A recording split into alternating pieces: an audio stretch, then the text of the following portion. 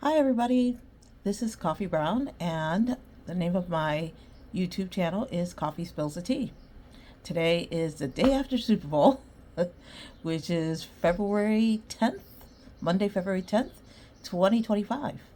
So hi to everyone that's here in the present and hello to everyone out there in the future who may watch this video in the future. First of all, before I get started, as always, I ask you, please subscribe to my channel, Coffee Spills the Tea, and always hit that notification bell below and then select all so that you know when I upload videos. And please like my video, and all of these things will help me with the YouTube analytics so we can grow this channel and get more subscribers. Okay, so first, have to say, day after the Super Bowl, I have been waiting the entire year for the Super Bowl so I can see the halftime show. And I get most excited when I like the actual performer. Then I want to watch the Super Bowl. Otherwise, I will watch for the commercials or watch for the Super Bowl. I don't even have a TV anymore, so at this point, it's just, like watching for the actual performance. And then if there's like good commercials or something, I can always, there's always some YouTube channel that will list out like, here are all the commercials. And then you're just kind of like through all these commercials, which some of them have absolutely no significance to me. Many of them probably. They used to be a lot of fun, but now they seem to be trying too hard. So yeah, kind of not interested.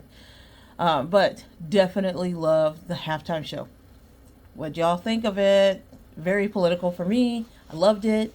At first I was like, wait, he didn't play all right. Then I remembered, and I said to myself, he's probably not going to do it because he did it in Dr. Dre's Super Bowl a few years ago. So why? Not necessary, but definitely great. Lots of Easter eggs thrown in there. I was howling and yelling and laughing the entire performance. And I was like, look, the people who get it are here. And the people who don't get it, the ones they're here. Again, the here versus here, and then go under that. And that's like the people who don't get it. Here's one thing. Go watch Squid Game again. Okay? Watch it, because I know everybody watched it on the planet. Watch it, and then come back, and then watch that Super Bowl performance again. And that's just one of the Easter eggs that I'll tell you about. And that very, very political, like he just nailed it right there. Just nailed it. From the time that he came out and was on the car doing his rap, Samuel L. Jackson, Serena Williams. He threw that in at the end, and I'm like, okay, I'm just like doing like, like what am I looking at? Oh my gosh, I love that performance. But I love Kendrick, and I knew that you can't push Kendrick around. Like they're talking about how they're going to be getting lawyers, and they're coming in. They're going to be looking at every performance that he's going to be doing, and they're looking at the words. And you know what? I don't care what you do. You can look at him. You can look at the performance. You can read the words out, but until you see how it's done on the stage, until you understand what those words mean, until you understand the significance of everything he's saying, again, we're here, they're here, and then go under that, and that's where these people were, and he burned them good.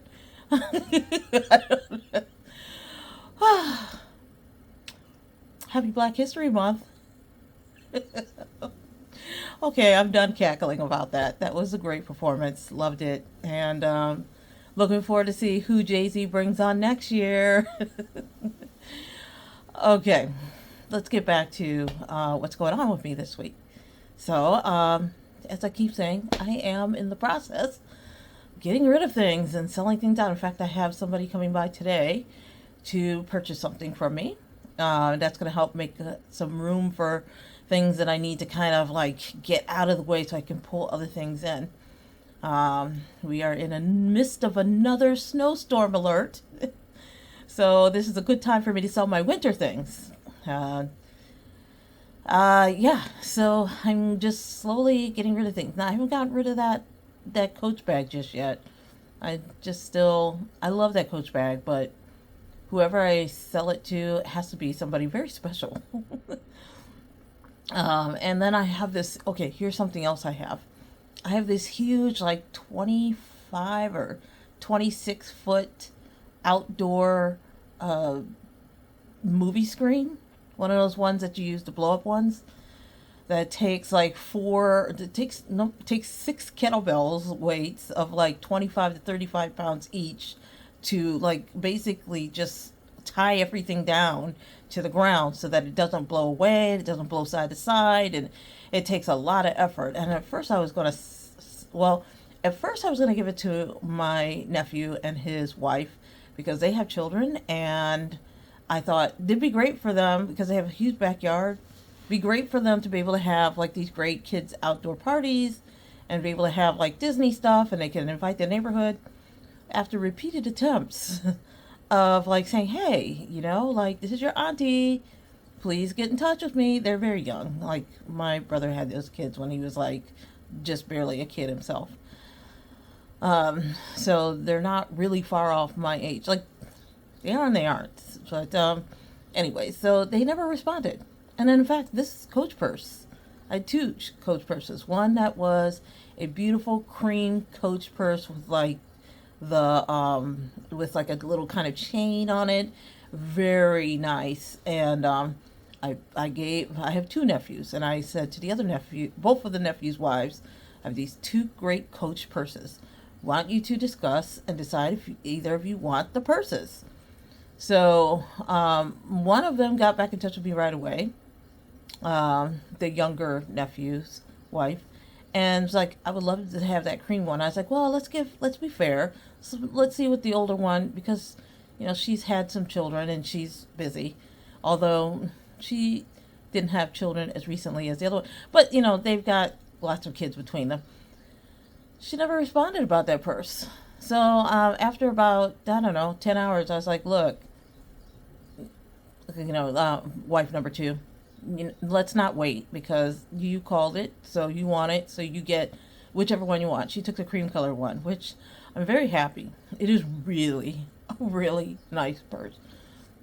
This one here, like I said, is vintage, and I will end up having to sell it, but I really do want to sell it to somebody who is going to appreciate this design and this whole Coach thing. This is right when they started to kind of mass manufacture, but I don't think you can find that particular purse anymore. So that's why I'm saying it's vintage. So yes, so I have a few vintage things that I'm selling, and I've already sold some, and I'm just taking my time because I really don't want to put things in a landfill, and I still need to kind of compress in that video that that I created for like me clearing out my storage space, putting everything into the truck, and then clearing out that truck and dropping off the clothes that I donated, some of which were vintage as well, and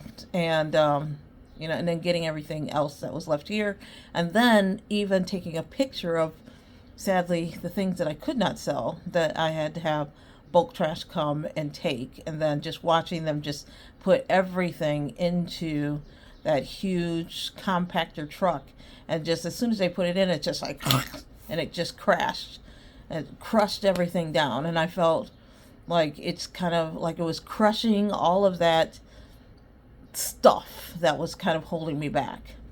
And it's a good feeling when you can do that. I hated the idea of just bringing it to a landfill, just tossing it at least into the landfill with them still like intact and whatever. But when they get your stuff here, they literally will come with a compactor and just compact it down. They probably compacted that huge dresser down to like this.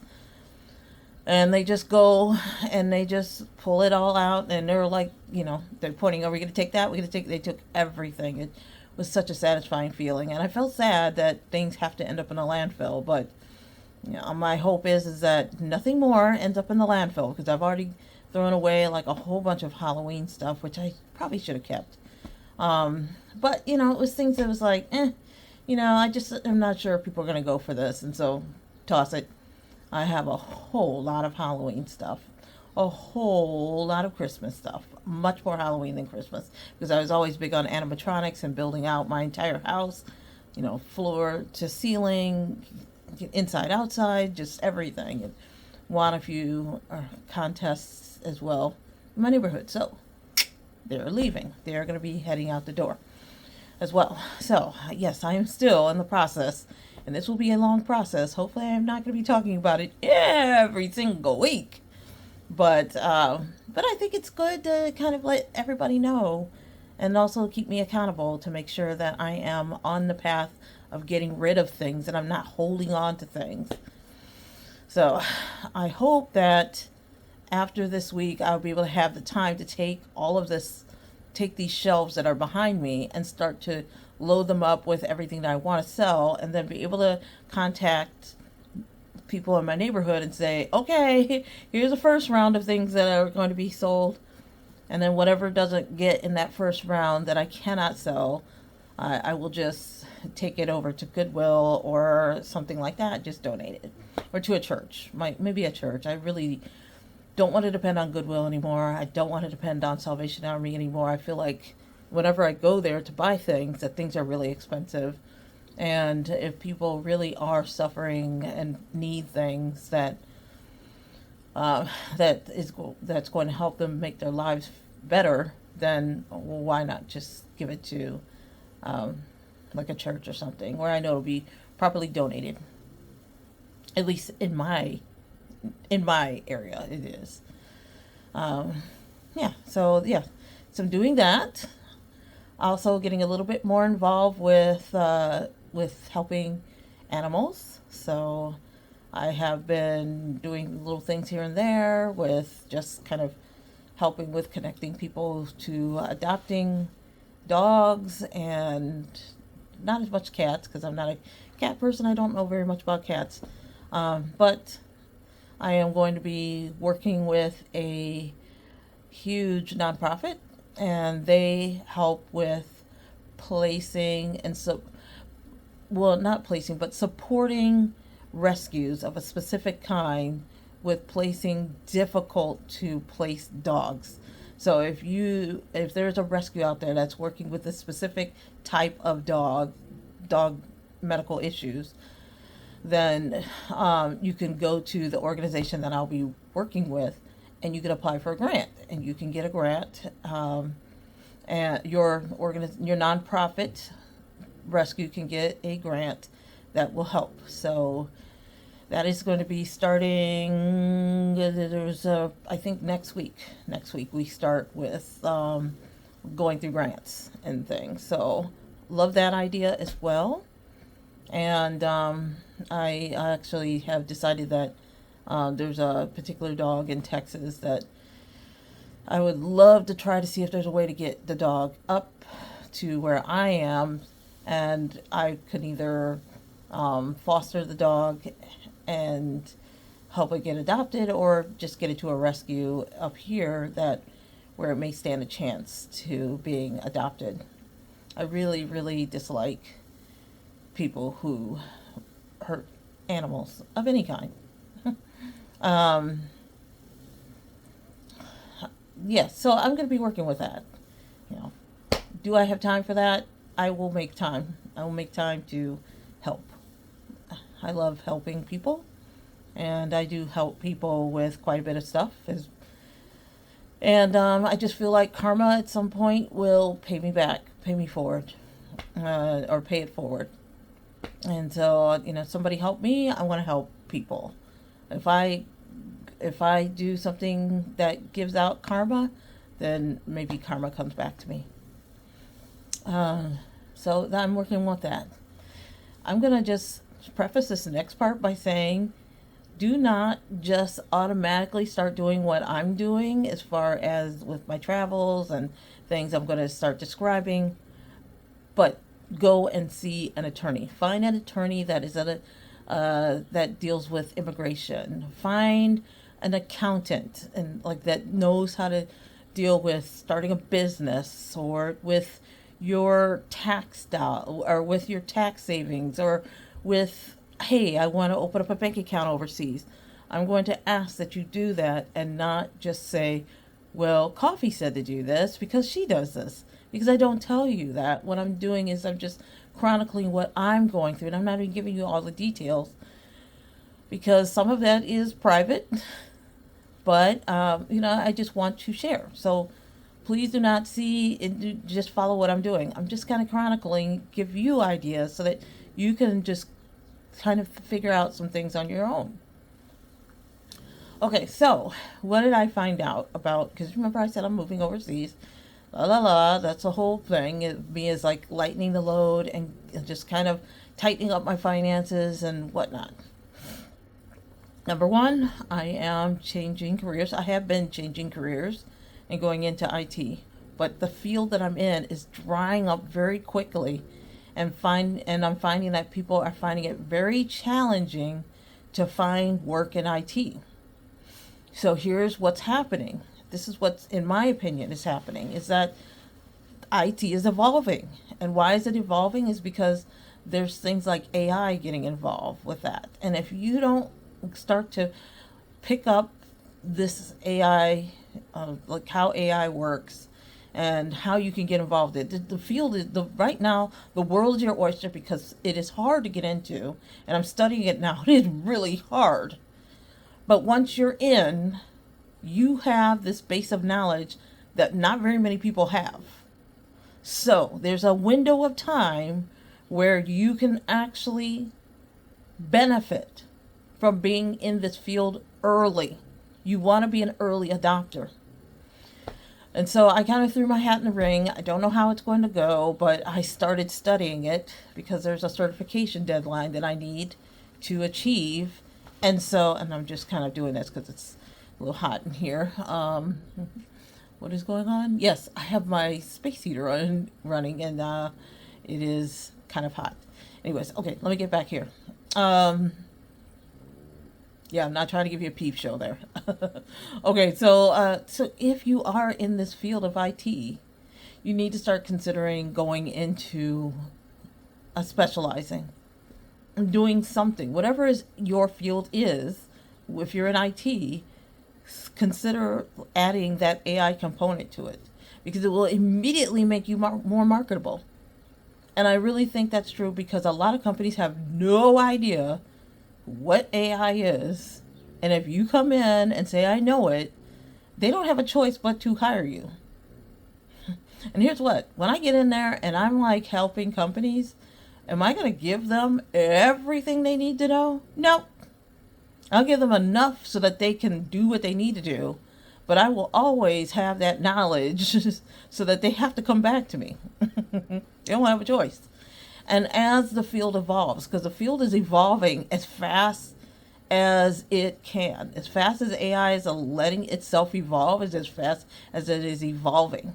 So even if I gave all the information to people, to companies, I mean, like, the field will evolve in 6 months. So it's like you have to be a lifelong learner because until it gets to the point where we're like Terminator 3, Rise of the Machines, then the machines take over, and then they start running the world. Like, until it gets to that point, like, we're always going to have a say in how AI evolves until they kill us. Okay, I'm just being funny, but you know what I'm saying? Like, get into it. Get into it somehow, in some way, or get some courses. Not every course is paid. There are a lot of free courses. You just need to go and find some good free courses online. What am I going to recommend? You can always audit Udemy, or not Udemy, Coursera. You can audit. You won't get a certificate of completion, but you can audit and you can learn. Okay? Here's what I would suggest you do. Audit, learn, right? And then when you get to the end of the class, right? Then go ahead and pay for that 1 month. Then like upload all the work that you've done. Get the certificates that you need and then cut it off. And then you can take those certificates and you can then use that on your resume to say like what you did for coursework. That's an idea. You can also go to your public library and see if if your public library has Udemy, like access to Udemy. And there are some public libraries where if you go and you join the library and you get your this is just in the United States. I don't know what's going on overseas. But you can go and join your library. You show your ID, and you can. I think some will even let you do it online. At some point, you got to come in, show your ID. Then you can actually get access to free Udemy, like the majority of the courses. There are some that are really popular that they just aren't going to give you the access to, no matter what. But I would say about 80 to 85% of what's available on Udemy is then free through the library. Now you got to sign into your library every time, and then once you sign into the library, then you can go to the LinkedIn, or not LinkedIn, to the Udemy portal, and then from the Udemy portal, not LinkedIn, from the Udemy portal, once you're logged into your library, you can just go right to Udemy and you can start going through the courses that you want. Again, I would think about 85%, because I was surprised to find that there were some things I could not find that I knew for a fact are being offered. I've used those courses. I've used those authors. Unfortunately, they just don't make their courses available for this Udemy library deal. That's okay. There's still tons and tons of other stuff that you can get for free on Udemy. Again, this is if you're an American citizen. I don't know how it works if you're outside the United States. You will have to go and find out. Okay, so just a point to tell people. If they're acting like the library is like the enemy of the state, like in the United States, like they somehow keep getting, we're going to close down all the libraries. Well, close them down. You won't get access to Udemy, and you're just going to remain uneducated. And you're going to lose out on a valuable opportunity to upskill. So I'm going to recommend that you do that. So go to your library and get Udemy for free. Get access to Udemy for free. Audit a Coursera and take as many courses as you can on Coursera. And I don't know if this scheme is going to work, but just audit and just do as much as you can, and then pay for that month fee, right? And then I think my thought is that once you pay for that course fee, you should be able to just upload all the things that you've already done, and then it'll generate those certificates, and then you just have to prove who you are. You have to provide some kind of basically your driver's license to show that you are who you say you are, because they're going to validate you, and that's going to take, I think, up to 72 hours for them to validate who you are. And then once they validate who you are, then they will, and it's a one-time thing, they will then allow you to generate out a certificate of completion showing that you completed these Coursera courses. Are they certifications? No. Stop saying they're certifications. They're not. They're a certificate of completion for courses. But those courses have legitimacy. They're not certifications. I'm just going to say that again. They are not certifications. Now, they do have micro degrees, but you will have to pay a lot extra money for the micro degrees. If you decide to say go through a university and you want to take this university class, then you will have to pay that extra money. So keep that in mind when you are going through and you're saying to yourself, I really would like to take this particular course from Rice University. Then you're going to have to pay money. Okay? You don't need to do that. You can just take many courses. And as you know, Coursera has a lot of courses, just like Udemy does. Okay. So we're going past that. Even if you're not in IT, if you're in any field at all, basically if you're in any field, period. You should be taking some AI classes, and not just, this is how you do a prompt on ChatGPT. It's good to know how to do effective, accurate prompts on when you're working with these LLMs, when you're working with like ChatGPT. But at the same time, that is not generative AI. That's not all of what generative AI is. And if you think that is, then you definitely need a course. Okay? Okay, so I have been starting to work on that. I have a hard week ahead of me, but I'm taking the time before I get back into my studies to kind of like just upload this video and do this video. What else did I find out? Well, I don't know if I was just really tired or just really, what's the word for it? Just not paying attention. And maybe it's not. And it might be, it might be because I just started taking a particular like brain boost supplement. I'm not going to say which one because I don't want to get people into these supplements and then someone ends up getting something happens and then they get upset and then they said I had a medical issue that again, you go see a nutritionist and you find out what's going to work for you. But I started thinking a lot. And I was like, yeah, let me just check on this Italy thing because it doesn't make sense that they don't require very much income. And so I went back and it said something like, and I just got a clarification. But if I wanted to become a citizen of Italy, because I do want to get a second passport, and like I said, I want to get 3 passports in the next, I want to have 3 passports in the next 10 years, as well as to have at least, I would say, 1 to 2 permanent residencies in other countries. And so it'd be nice to do one in Africa. I'm going to see how that works, how that's going to work out.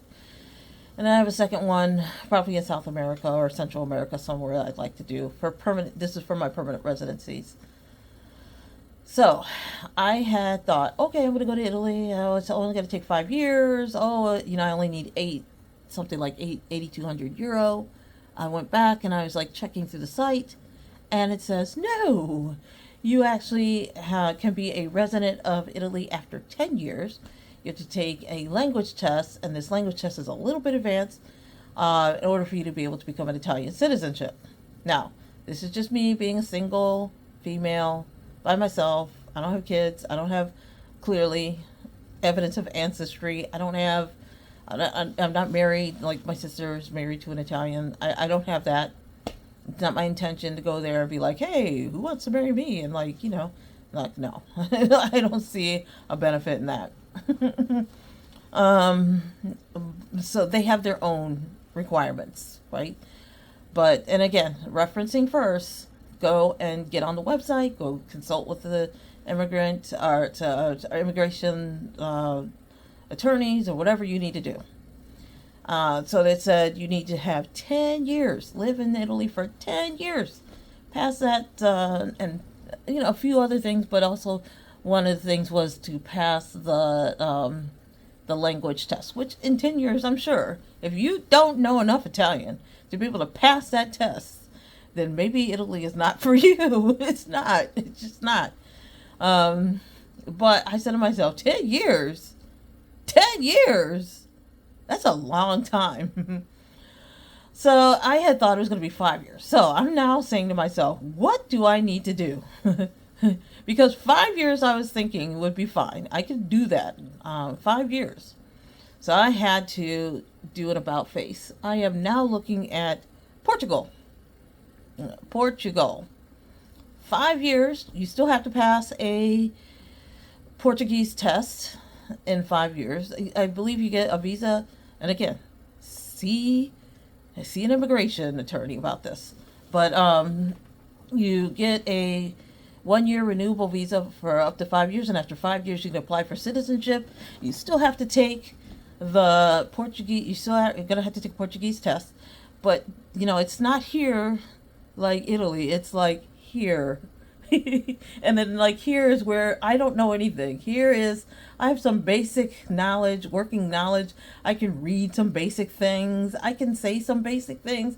And this is, you better know things. Okay. So I was like, well, all right. Now, the bar for Portugal is a little bit lower. I do think that things are going to be closing off. They already stopped, I think, the golden visa. I think they've stopped that. And I think Spain, if you want to buy a house in Spain, there's like 100% tax on the house. Freaking crazy. Freaking crazy. I'm not even going to look at Spain. Never. Never going to look at it. Portugal is a little bit more expensive than Italy. But again, it's 5 years. And then I can apply for a visa. And then once I apply for a visa in Portugal, then I'm free to roam freely through Portugal or through EU. And I can apply for an Italian citizenship at that point. Yeah, so there's, and in this case with Portugal, they have a minimum income requirement you have to meet, which is something like 3,400 euros. So right now the dollar is strong, and so if it becomes stronger, then it means that our income requirements become like less on the American side, right? Because like the dollar is stronger, the euro is worth less, ours is worth more. So I'm praying that it continues to stay strong. And so you've got to do some things to prove that you're like a resident staying in Portugal. Like you have to get a tax identification number.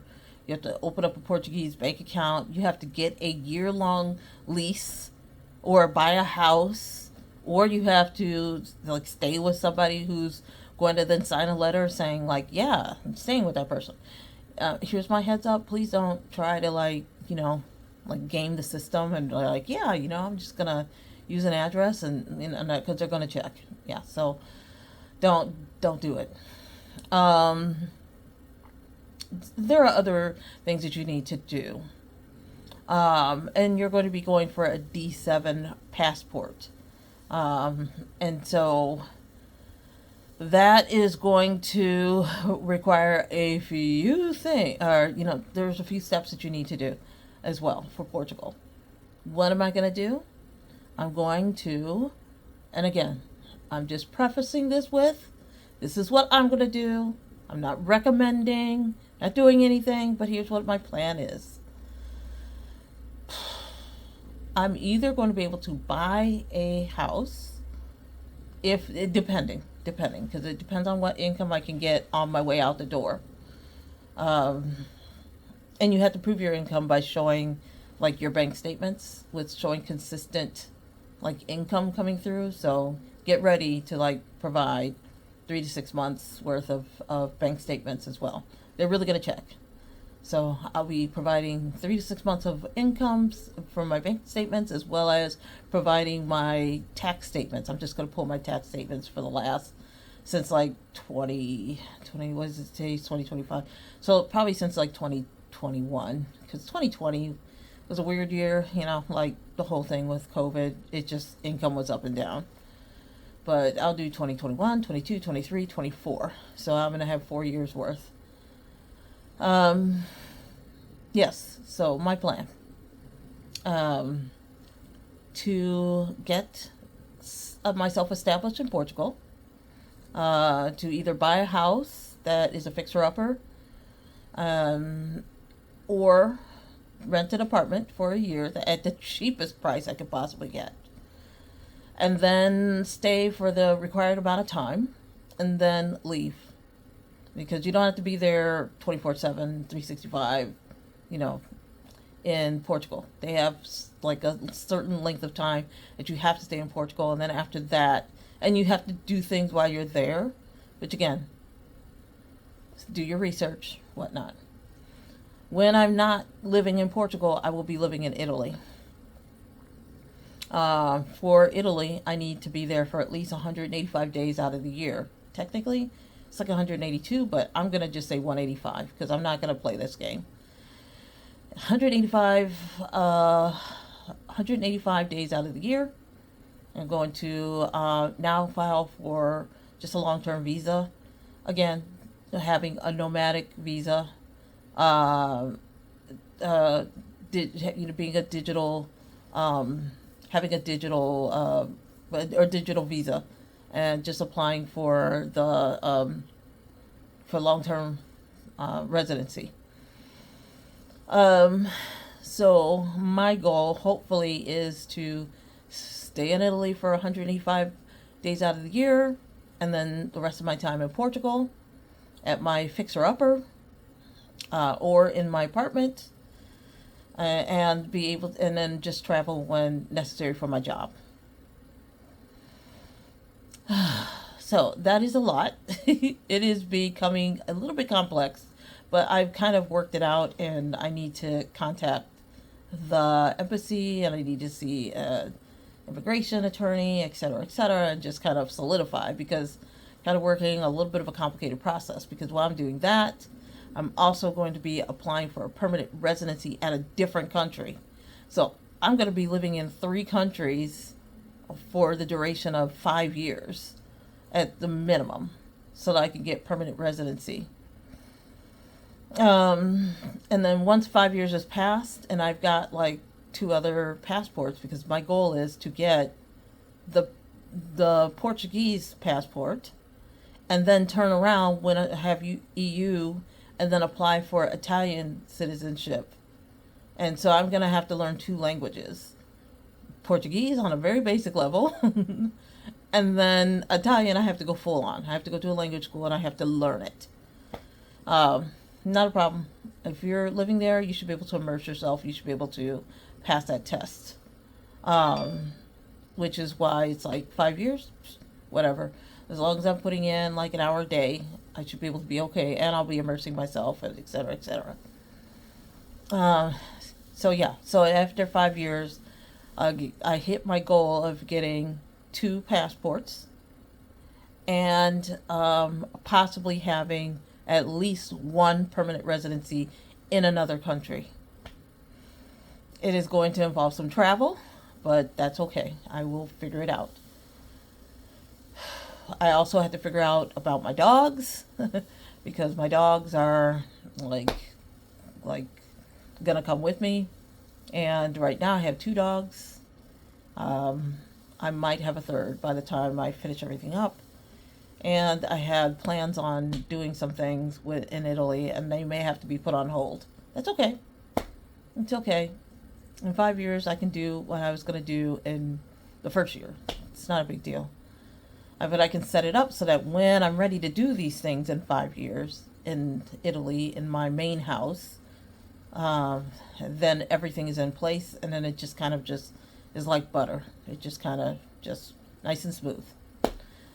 Again, I'm going to suggest that you just continue to look for your own way around this, because there's a whole tax thing that I have to as well set up, and I'm going to probably hire these tax people that I've come across, and I've been talking, or just not talking, but mostly just kind of reading up on what they're doing about making sure that you can pay the least amount of tax. Again, I'm not a tax person. I'm not a tax attorney. I'm not giving tax advice. I'm not telling you how to do your taxes. Just from what I know, this is just general information. This is my disclaimer. I take no responsibility for this. But if you're living outside the United States, so far, until this whole law changes out, I believe you can have something like up to $130,000 a year where you don't have to pay taxes on that. After that, anything above that, you do need to pay taxes. Again, just being in Italy and staying in one of those like 7% towns where I can just kind of skate under the tax radar as far as like my income levels, I should be okay there, so I don't have to worry about taxes there. And when it comes to Portugal, I don't have to worry about taxes there, and I'm not gonna kind of go through the legalities of that, because again, this is something you got to figure out on your own. I also plan on I actually have opened my own LLC, I am going to the bank tomorrow to set up my bank statement. I've already did one thing with my LLC to start running money through it. So I have to, again, I'm putting this all together, and I suggest if you want to do something like that, that you talk with some attorneys and see how it's done and and whatnot. I actually am lucky because I have been working with SBA, and they've been giving me, and you can do this too if you have a business, like a legitimate business, because I have a legitimate business. I'm a trainer, and I am going to be doing training, and I'm going to be and I'm going to be contracting. Like, I'll be getting contracted work, and I have a contract already. I have one contract right here, right? So oops, okay. So because of that, I needed a business and not have everything as a sole proprietor, because that's, taxes are like way high. It's crazy. I'm just not going to do that. So I have set myself up as a business, and that will help me keep my rates, or keep my taxes down. I'm not doing it to like avoid payment or to try to trick the government or whatever. This is what's good for me, because as a sole proprietor, I'm just getting killed with taxes every year, and there's only so much you can do.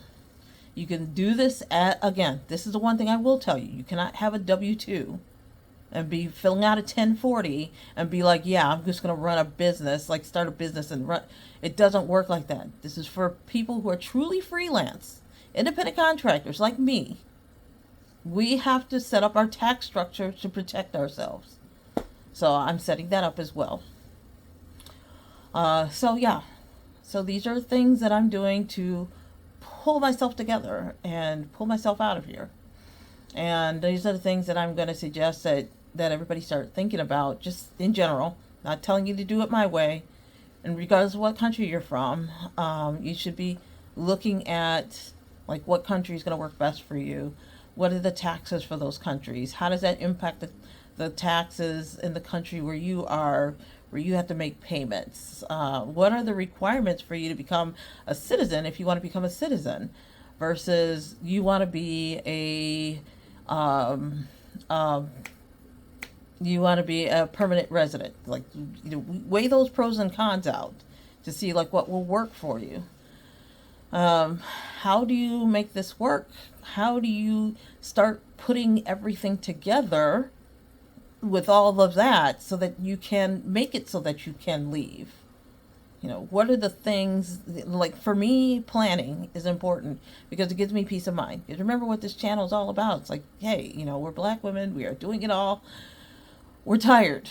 I'm tired. At least I am. Y'all saw me cry some real tears last week because I just had, an epiphany, like, right? And it just, and I had to release while I was talking. I wasn't aware that I was going to do that. But yeah, that for me is giving me peace of mind, and doesn't matter like all the crazy things that are coming at me. Like, I know that I'm okay. I will be okay. Okay.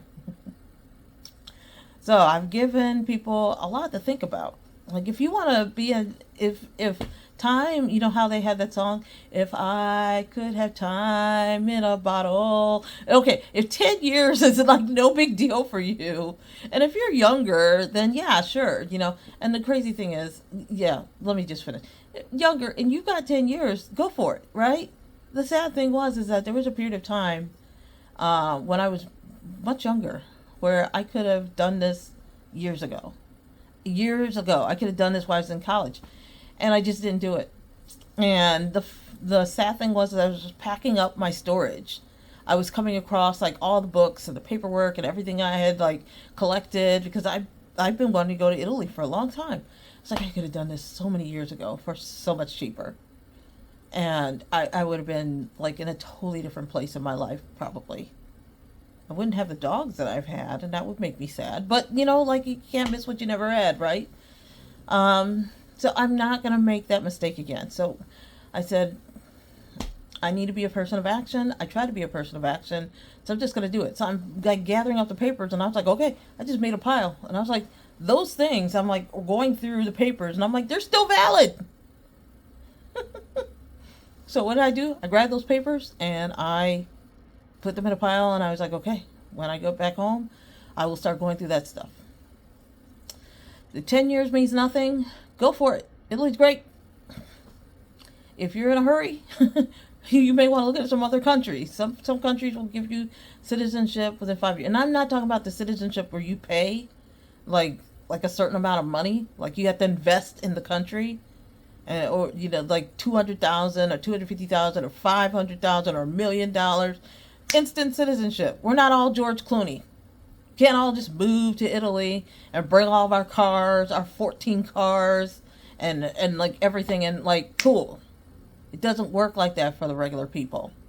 Regular people got to do things, and it's going to take longer. So you kind of have to look at all the countries, and then don't just pick a country because you're like, oh, it's just going to take a very, very short period of time. If you get there and you hate it, it won't matter how much time. You're going to be like a rat in a glue trap trying to like chew off their leg to get out of the glue trap. They'll do whatever they want, whatever they can to get out of the glue trap. And you're going to be like the rat in the glue trap. Don't be that person. Don't be that rat in the glue trap. So look at those places. I've traveled a lot. So I know where I would be happy, and I know where I wouldn't. And I'm not saying I jump in and out. Sometimes I jump in and out of countries. I'm never going to go to Russia. I went there. It was cold. And it kind of costly and a little bit depressing. Like, I don't care what this one dude from former Fox person said. You went there to Russia, to the same store that I went to when I was there, that I thought was expensive. And he was like, look, the stores are well stocked. You can get anything. Sure, if you're in Moscow and you have the money to be in Moscow. But the majority of the people live way outside, hours outside of Moscow. And they're fighting over children and adults. And my friend was there. She witnessed it and told me about it because I was waiting for her for like all night. Why did she go home? And then she finally got back home and was telling me about how people were fighting over a pot of stew that was mostly potatoes. And like the people were fighting, children with adults, fighting for a little bit of stew. And she was so guilty. She's like, I just couldn't eat. Like, I just felt like, like they were, and she was starving when she got back. I mean, not starving, because those are, but she was really, really hungry. So we had to like stop and like at 3 a.m. and like make her some food because she was hungry. But she was like describing the conditions out there. I would not want to live in Russia. I would not. No offense if you love Russia. Yeah, go for it. My landlord lived in Russia, and she met with me when I went to Moscow. Like, one chance that we had to meet ever. And we went to this really nice place and ate. And even then I was just like, I can't eat this food. I don't know it. Like, I really was, and I was just trying to be polite. I was eating the food, and like the whole time I was just like, was not my kind of food. And they drink a lot of vodka. And that vodka goes down hard. It went down harder than when I was in Sweden, which I actually love Sweden, but it's just way too cold. And I've been there many times and love Sweden, love the people. I don't care what people say about the politics. I love it out there. It's just really cold. So yeah, knock those out. So I've been to a lot of places, and I have been clear. I know where I'd like to be, and I know where I would not like to be. Portugal's a little bit different. I have not been to Portugal. I need to make the trip out there, but I feel like I will be okay there. So I'm going to make a trip to Portugal, and when I get to that point where I'm going to make that trip, I'm going to do my very best to try to get a trip out there. No, I got to do it. Yes. But I will chronicle that as well when I'm like ready to go and whatnot. One last thing before I head out. I had my second job interview at this other place, this other company, and I feel very positive about it. I had went through my first interview with them no, sorry, I've been through several interviews with them. Like, it's just been very casual since September. We've just been going back and forth. And then in January, we're like, okay, we're really going to sit down. And we sat down, and then we kind of hashed it out. And then we were like, yeah, okay, I think this is going to work. This is a company that's looking to hire me for contract work. And then I had another interview on Friday, very positive, and I'm supposed to be hearing from them hopefully today to set up the next technical interview with them. I will not be able to do it this week. I'm very busy with trying to work out this AI stuff and try to pass some exams.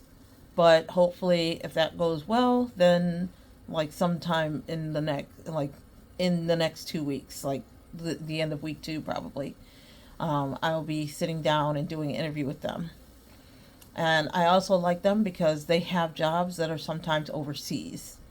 And so they had mentioned, like, oh yeah, we needed somebody to go to Barcelona for 2 days and do a training for this company for 2 days. And it was just for like 2 hours a day for 2 days, and they paid like really good money. And they pay for your flight, they pay for your hotel, and they pay you to like do these trainings for 2 hours a day in Barcelona. They couldn't find anybody to do it. And I was like, yeah, my passport's right there. So I really hope that this one comes through. So fingers crossed. Because the other one, I actually am glad. The one, not this one that I'm doing, but the company before that said, oh, you're not technical enough when you're doing your training. I think the whole point is to not be technical because people don't understand this. So if you're trying to be technical when you're trying to explain something that's technical, I just don't see how people are going to learn. And maybe this is why your pass rates for your trainings and your certifications are only 18%. Okay? There's a reason why.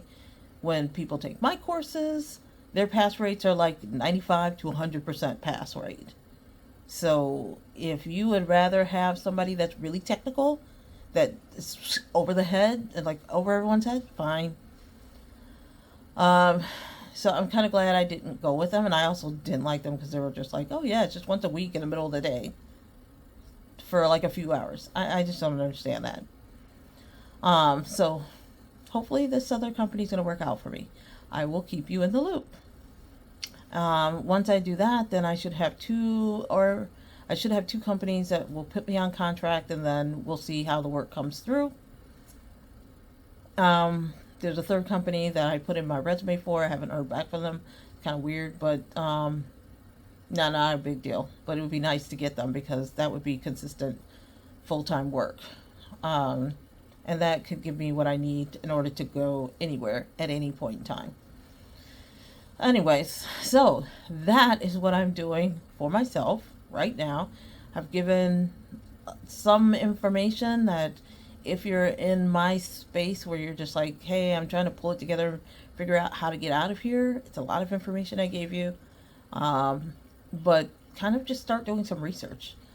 ChatGPT helps, Google helps, going to the website. If you just don't have like the lawyers and whatnot, go to each of the consulates websites and just go through that, and then get on Facebook if you have it, and get into these groups where, like, I belong to a Portugal group, several of them. I belong to some Italy groups, several of them. I have some YouTube channels. I always mention Stephanie Perry, Perry. She is great. And she is all about like, hey, women, black women, do you want to leave? You want to have peace of mind? I'm here to help. And she's been doing this for years. There is a way. All right, so I'm gonna get out of here now because I have to get back to my studying and I have some things I need to do for today. But again, my name is Coffee Brown. This is Coffee Spills the Tea, and I just spilled a whole lot of tea for you. Okay? Please, again, subscribe to my channel. Yes.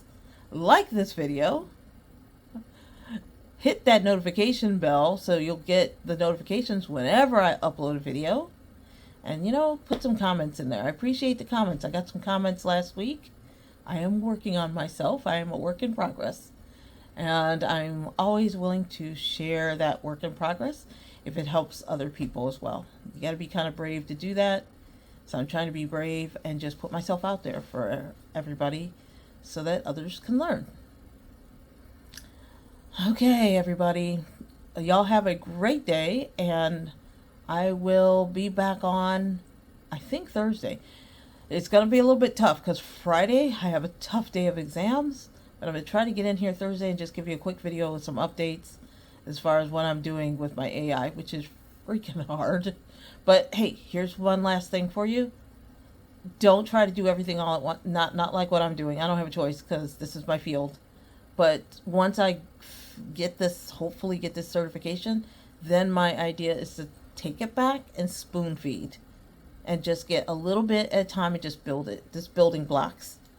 So if you're looking to learn new things, start small and work your way up. That's my last advice. Besides, go watch that Kendrick Lamar halftime show again and start looking for those Easter eggs because it was awesome. All right, everybody. You all have a great day. See you around.